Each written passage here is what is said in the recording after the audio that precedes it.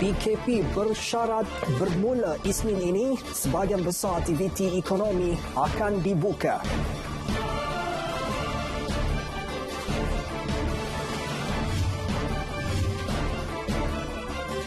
1.1 bilion ringgit peruntukan tambahan untuk bantuan prihatin nasional penuhi permohonan baharu dan rayuan yang diluluskan.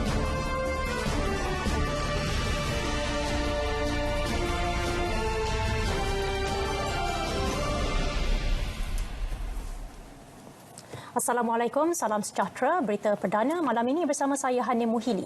Dan saya Ivan To.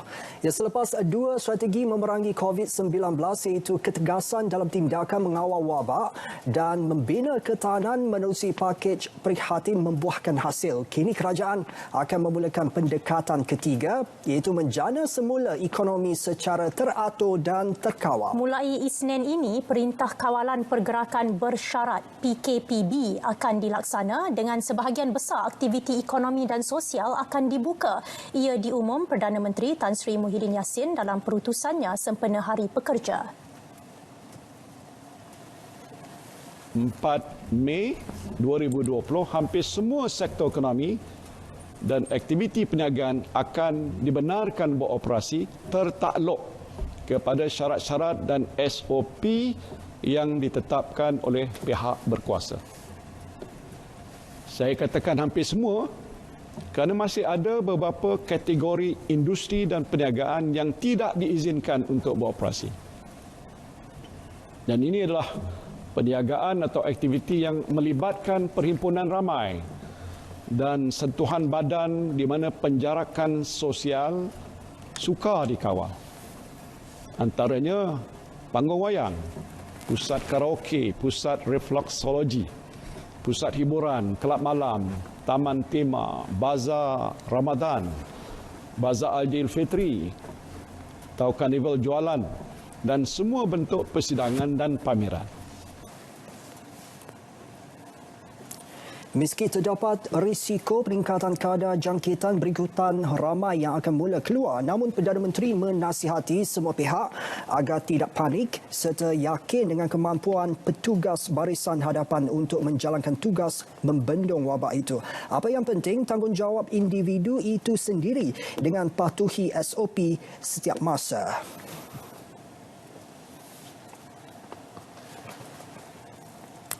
Ia menggalakkan pekerja untuk bekerja dari rumah selain penggiliran jadual harian kerja antara normal baharu pekerjaan di bawah Perintah Kawalan Pergerakan Bersyarat. Bagi sektor awam, kerajaan menggalakkan penjawat awam bekerja dari rumah kecuali bagi proses kerja yang memerlukan keberadaan di pejabat. Manakala mesyuarat boleh diadakan secara dalam talian. Bagi mereka yang mempunyai kesulitan penjagaan anak-anak di rumah, kerajaan membenarkan panggilan pekerja selain melaksanakan waktu bekerja anjal.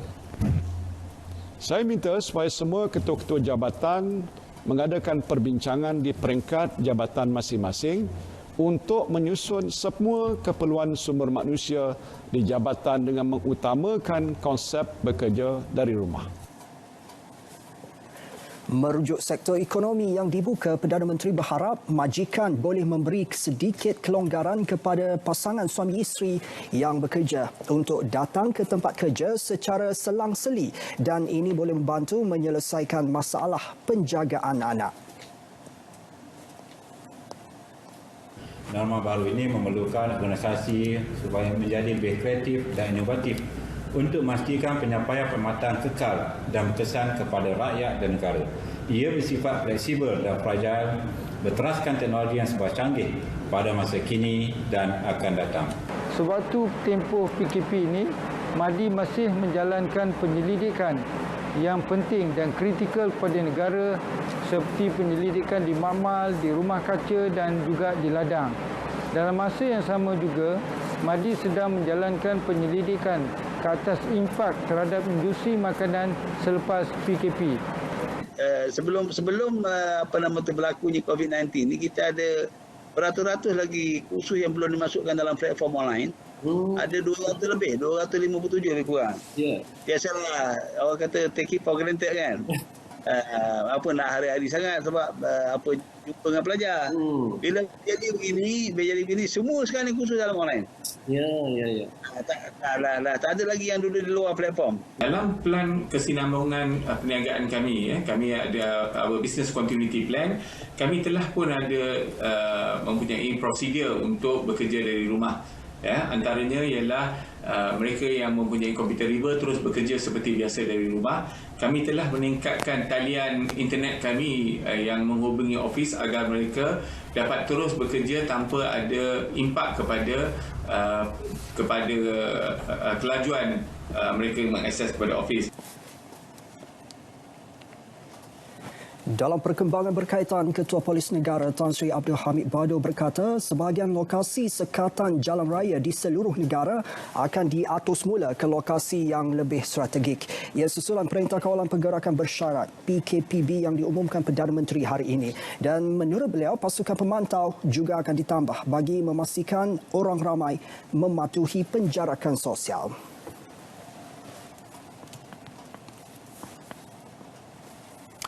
Muktamad perjalanan rentas negeri untuk pulang ke kampung semasa cuti Aidilfitri tidak dibenarkan. Tegas Perdana Menteri, pengecualian hanya diberi kepada mereka yang pergi bekerja dan yang pulang semula ke rumah sendiri selepas terkandas di kampung atau tempat lain. Perjalanan rentas sempadan negeri juga tidak dibenarkan kecuali untuk tujuan hadir bekerja dan pulang semula ke rumah sendiri setelah terkandas di kampung ataupun di tempat-tempat yang lain. Perjalanan rentas negeri untuk balik ke kampung semasa cuti perayaan Aidilfitri, tidak dibenarkan. Kerajaan sebelum ini mengumumkan kebenaran pergerakan rentas negeri kepada individu yang terkandas di kampung untuk pulang ke bandar bagi kes tertentu termasuk urusan kerja. Pendaftaran dibuka sejak 26 April lalu sehingga hari ini menggunakan aplikasi Gerak Malaysia. Bagaimanapun tarikh pergerakan pulang belum dimuktamadkan. Baik, berikut merupakan perniagaan atau aktiviti yang tidak dibenarkan.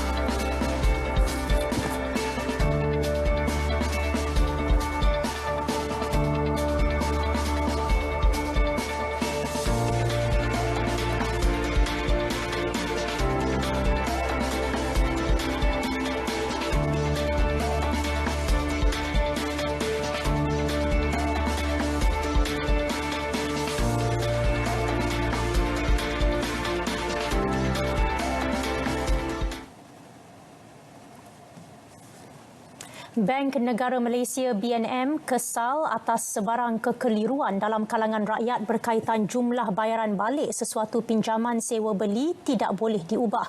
Salah tanggapan itu juga berkemungkinan disebabkan ilustrasi pengiraan yang ditunjukkan dalam versi awal soalan lazim sebelum ini yang menggunakan beberapa andaian dan caveat.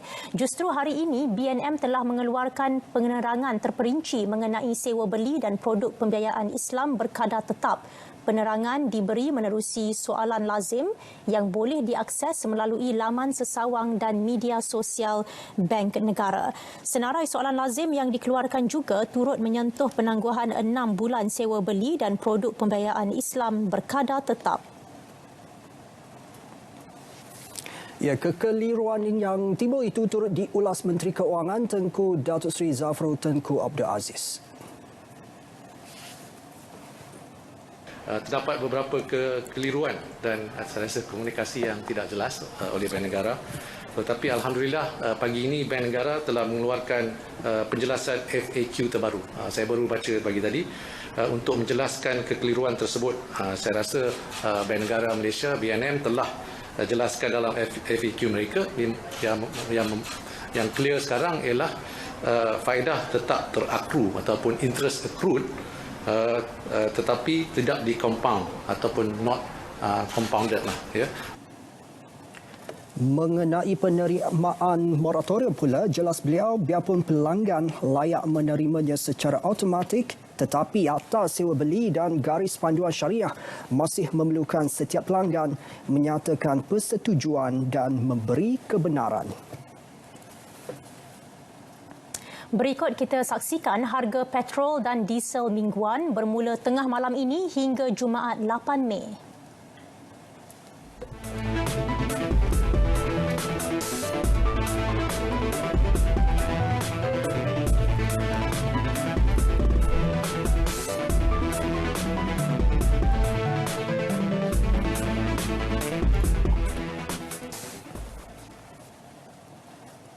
Jumlah kes positif COVID-19 kekal 2 digit dengan 69 kes dilaporkan hari ini. 57 adalah kes tempatan manakala 12 merupakan kes import. Jelas Ketua Pengarah Kesihatan Datuk Dr. Nur Hisham Abdullah, 39 lagi pesakit pulih dan sudah pun dibenarkan discharge. Jumlah kes aktif dengan kebolehjangkitan COVID-19 adalah 1,758 kes. Mereka telah diasingkan dan diberi rawatan di hospital. Ingin dimaklumkan bahawa daripada 69 kes baru yang dilaporkan hari ini, iaitu 12 kes adalah kes import. Ini bermakna kes penularan tempatan adalah sebanyak 57 kes. Sehingga kini 37 pesakit sedang dirawat di unit rawatan rapi. Daripada jumlah itu, 14 kes memerlukan bantuan pernafasan.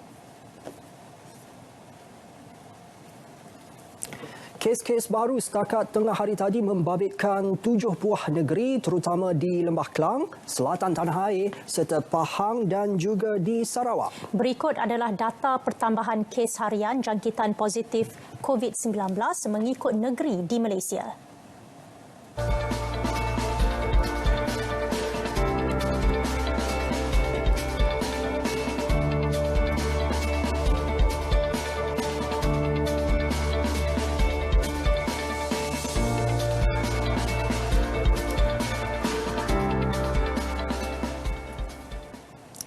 Enam kriteria ditetapkan Pertubuhan Kesihatan Sedunia WHO berjaya dipenuhi negara. Perdana Menteri Tan Sri Muhyiddin Yassin berkata kejayaan memenuhi kriteria itu akan memastikan usaha melandaikan lekuk penularan COVID-19 berjaya dicapai dengan jumlah kes baharu berkurangan ketara manakala jumlah pesakit sembuh semakin meningkat. Ya, berikut kriteria ketetapan WHO dalam menangani penularan pandemik COVID-19.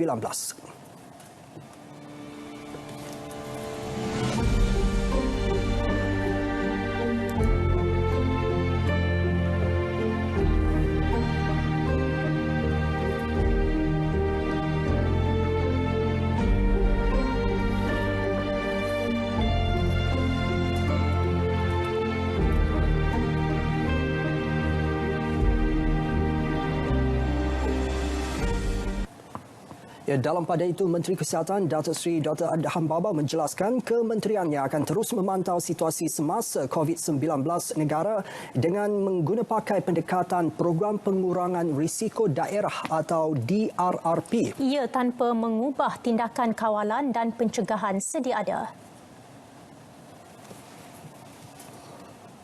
KKM menggunapakai pendekatan District Risk Reduction Program ataupun DRRP, di mana daerah dinilai berdasarkan risiko penularan jangkitan COVID-19. Pelaksanaannya memerlukan penduduk setempat diperkasa dan sentiasa diberi sokongan bagi memastikan mereka bebas dari jangkitan COVID-19. Program ini tidak akan mengubah tindakan kawalan dan pencegahan jangkitan COVID-19 yang telah sedia dijalankan.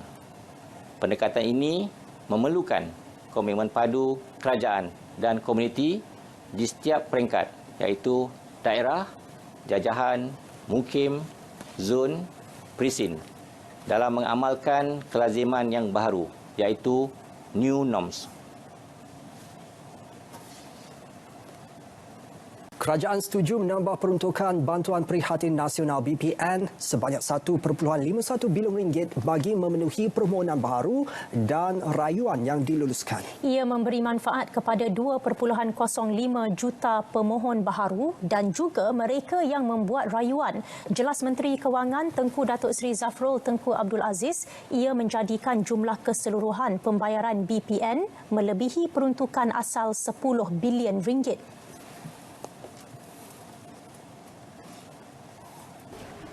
Kerana kita bajet 10 bilion, tapi saya rasa kita kena adil, kan? We have to be fair. Permohonan kita we look at it objectively. Jadi penerima yang layak harus dibayarlah, dan kita mesti tunaikan janji kita. We must honour what we have. Kalau dia meet the criteria, saya rasa kita kena bayar. Saya percaya kita perlu bayarlah sebenarnya. Ya. 5.5 bilion ringgit telah diagih kepada hampir 8 juta penerima pada fasa pertama, manakala fasa kedua akan mula diagih Isnin ini melibatkan bayaran 3.68 bilion ringgit kepada lebih 8 juta penerima. Beliau ditemui pemberita selepas melancarkan sistem geran khas prihatin GKP di LHDN Bangi.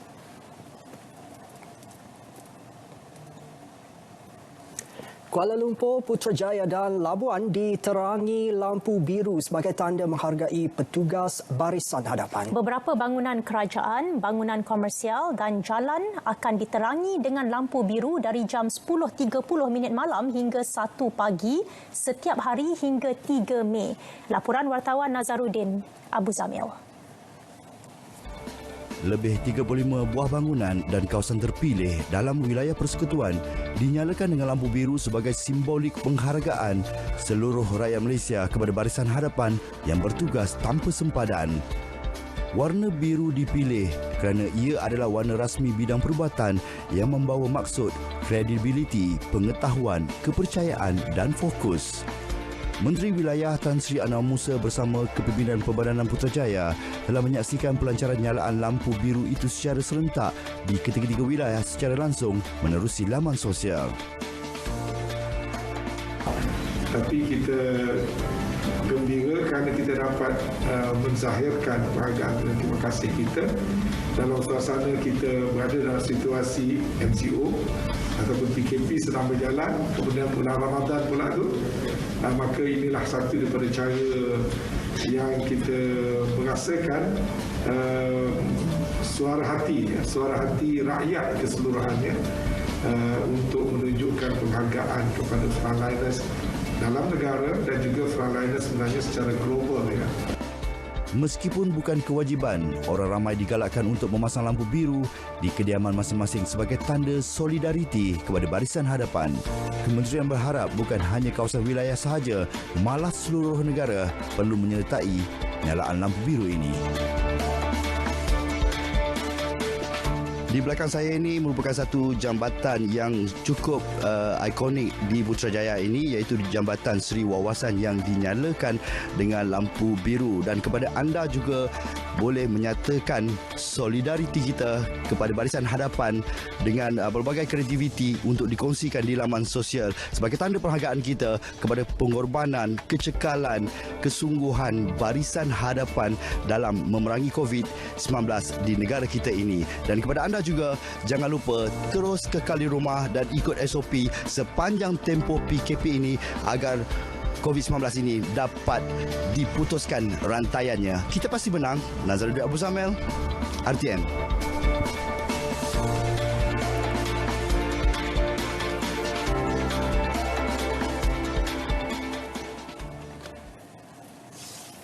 Yang di-Pertuan Agong Al-Sultan Abdullah Riayatuddin Mustafa Billah Shah dan Raja Permaisuri Agong Tunku Haja Azizah Aminah Maimunah Iskandariah berkenan menyertai program limpahan lampu biru atau Lighted Blue yang bermula malam semalam sehingga 3 Mei ini. Baginda berdua serta keluarga berkenan berangkat meluangkan masa 30 minit untuk menyaksikan program berkenaan yang diadakan serentak di Kuala Lumpur, Putrajaya dan Labuan.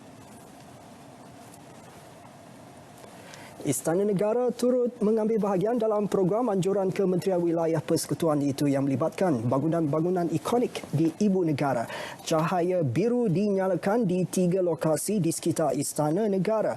Lokasi tersebut adalah Dataran Kawat, Kubah Anjung Utama dan pintu gerbang utama Istana Negara. Al-Sultan Abdullah menitahkan supaya pihak pengurusan Istana Negara menyertai kempen berkenaan sebagai sokongan dan penghargaan terhadap pengorbanan semua petugas barisan hadapan. Saya mengucapkan ribuan terima kasih pada semua barisan hadapan dalam kita memerangi wabak COVID-19 ini. Terima kasih banyak-banyak.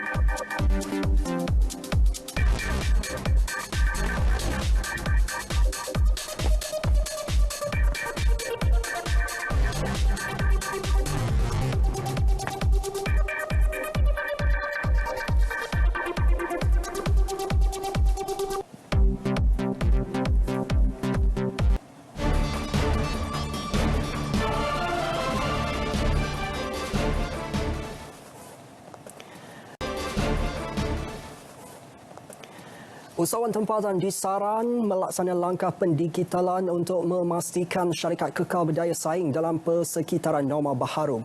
Menteri Perdagangan Antarabangsa dan Industri Datuk Seri Muhammad Azmin Ali berkata ia merupakan waktu terbaik bagi semua pihak memberi fokus kepada pengaplikasian teknologi dan inovasi.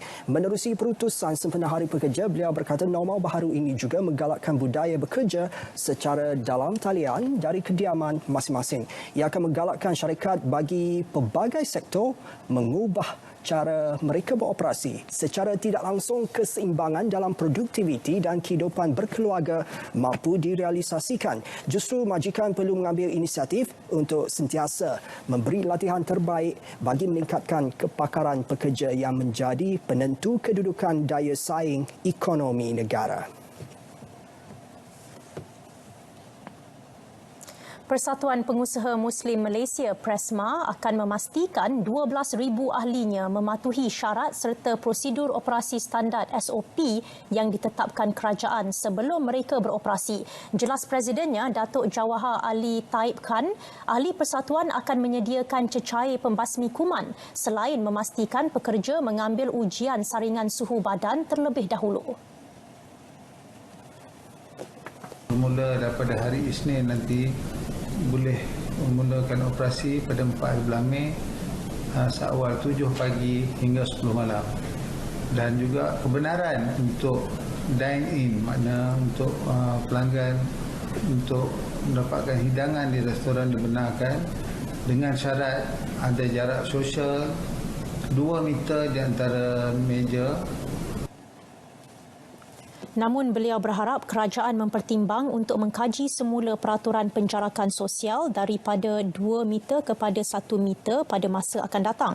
Pengusaha restoran Ayub Khan berpendapat semua pemilik kedai makan perlu komited melaksana pematuhan SOP dalam memutuskan rantaian penularan COVID-19.